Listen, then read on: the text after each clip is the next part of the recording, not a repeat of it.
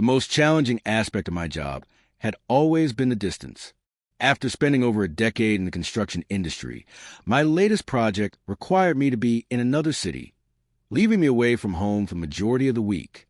I returned on Saturday mornings, utterly exhausted but grateful to finally be back in my own space, away from the noise of construction and the demands of my job. On one particular Saturday, as I was unloading my truck, an unexpected revelation shattered my sense of normalcy. Mr. Duncan, our elderly neighbor, casually leaned over the fence, his weathered hands resting on the wood as he addressed me. "Hey, Tyler," he began with a slight grin. "You guys have had some visitors while you were away." My brow furrowed instantly at the word visitors. I watched him wipe his hands on his jeans, his casual demeanor contrasting sharply with the anxiety that began to churn in my stomach. "I saw a black car pull up late at night. Thought it was odd," he continued, his tone light, but the implication heavy. This wasn't the first time I had heard such a story.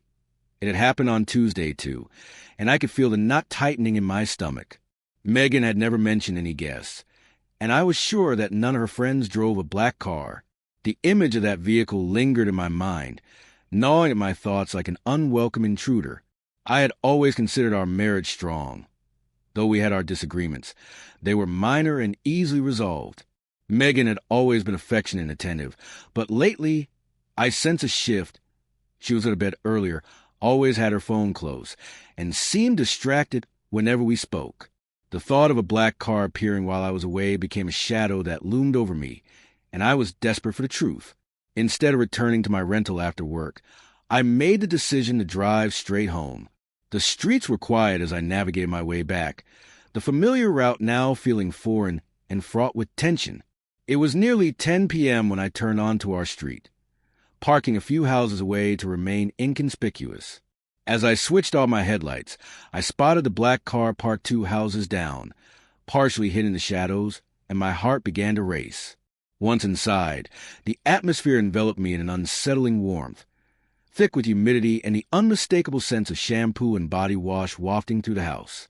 Someone was in the shower, not just Megan, and the thought made my stomach churn. I moved quietly through the rooms, my senses heightened, and I could hear laughter and muffled voices echoing from the bathroom, accompanied by the sound of the shower still running. My mind raced as I stealthily approached the basement control panel and turned the hot water dial all the way down, cutting off the flow of water instantly. With my heart pounding, I ascended the stairs and stood outside the bathroom door, my breath shallow and rapid. I waited, listening to the commotion inside. There was shuffling followed by a loud gasp. "Oh my God, what happened to the water?" Megan's voice was filled with panic. An unfamiliar, deeper voice responded, "I don't know, where's the knob?" I could hear them fumbling, followed by the rustling of the shower curtain, and I braced myself for what was to come. When Megan finally stepped out, her hair wet and her body exposed, her face drained of color upon seeing me. Behind her emerged a man, equally naked and equally frozen in shock. I stood there silently, my mind racing with disbelief and betrayal.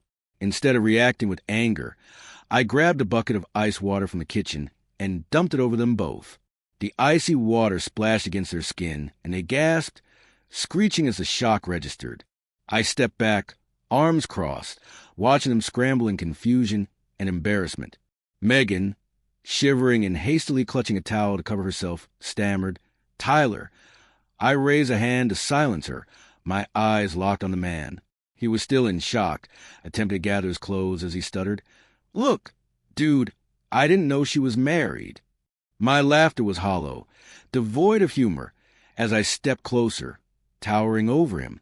"What's your name?" I demanded, my voice low and threatening. "Jordan," he replied, gulping visibly.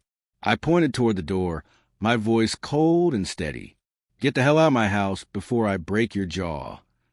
Without another word, he bolted, struggling to pull on his clothes as he fled to the front door, leaving behind the chaos of the moment. I turned back to Megan, who was now standing there, tears streaming down her face. "Tyler," she pleaded, her voice trembling. Ignoring her, I walked to our bedroom, grabbed a suitcase from the closet, and tossed it onto the bed with a sense of purpose. Her breath caught in her throat, as she took in the sight. "What are you doing?" she asked, panic rising in her voice.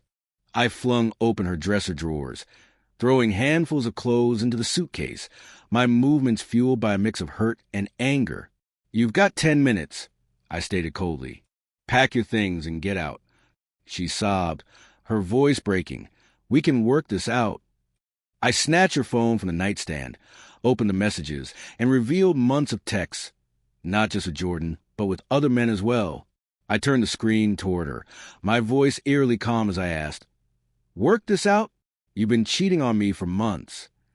Her hands flew to her mouth, shaking as she processed the reality of the situation. "I didn't mean for it to happen," she whimpered, her tears falling freely. I hurled her phone against the wall, shattering the screen, and she jumped at the sound. "You didn't mean for it to happen?" I stepped closer, my anger boiling over. "Did you accidentally fall into bed with them?" She sobbed as I turned away, gripping the door frame for support. "I loved you, Megan," I said, my voice barely above a whisper. The silence that followed was suffocating, heavy with unspoken words and shattered trust. "I gave you everything." Her voice was barely audible as she responded, "I still love you." I laughed bitterly, shaking my head in disbelief. "Get out." She opened her mouth to plead once more, but I walked out of the room, every step feeling like a nail in the coffin of our marriage. She had 5 minutes, not 10. When she finally left, suitcase in hand, I sat alone in the empty house, the sound of the shower still dripping in the silence. Cold, just like her heart. Megan had lost everything, and though she tried calling, begging, and crying by then, I was already gone, leaving behind the remnant of love that had been tainted by betrayal.